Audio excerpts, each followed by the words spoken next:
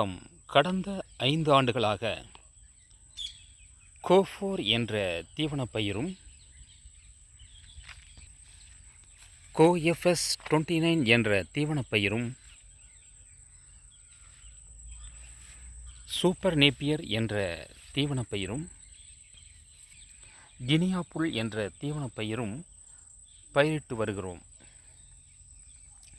5 வருடங்களுக்கு முன்னால் இவையெல்லாம் ஒரு முறை பயிரிட்டதுதான். இன்று வரையும் தொடர்ந்து அறுவடை செய்து கொண்டே இருக்கிறோம். இந்த பயிர்களுக்கு எந்த விதமான உரமோ யூரியாவோ போடுவதே இல்லை. ரசாயன உரங்கள் பயன்படுத்தப்படுவதில்லை. மேலும் இயற்கை உரங்களும் கூட மண்புழு உரமோ அல்லது சாணமோ கூட பயன்படுத்தவில்லை. இருந்தாலும் இந்த பயிர்கள் வெகு செழிப்பாகவே வந்து கொண்டிருக்கின்றன. இதிலிருந்து நான் என்ன புரிந்து கொள்கிறேன் என்றால், ஒரு இயற்கை விவசாயத்தில் தொடர்ந்து 2-3 வருடங்களுக்கு நீங்கள் எந்த ஒரு ரசாயன உரங்களையுமே ரசாயன பூச்சிக்கொல்லி களைக்கொல்லிகளையுமே பயன்படுத்தாமல் இருந்தீர்கள் என்றால்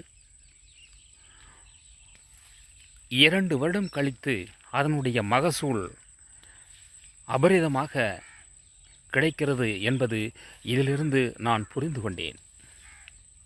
பாருங்கள்,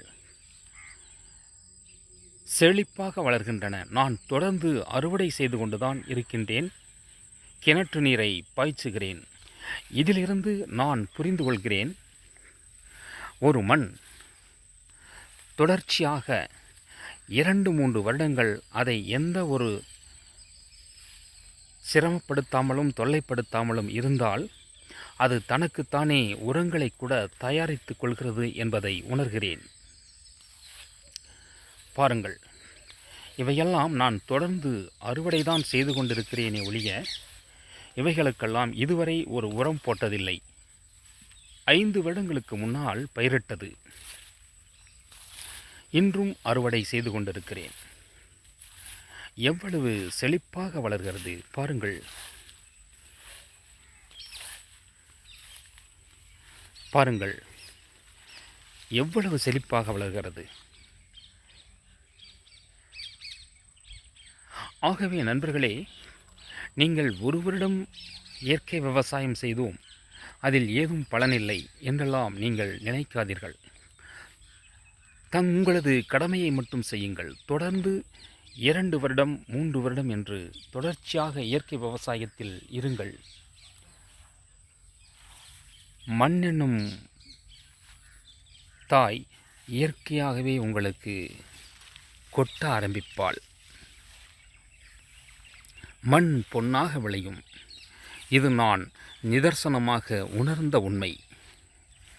அன்பு நண்பர்களே, இயற்கை விவசாயம் மண்ணுக்கும் மக்களுக்கும் எந்த ஒரு தொல்லையுமே கொடுக்காத ஒரு விவசாயம் செய்வோம். மண்ணை காப்போம், மக்களை காப்போம். நன்றி.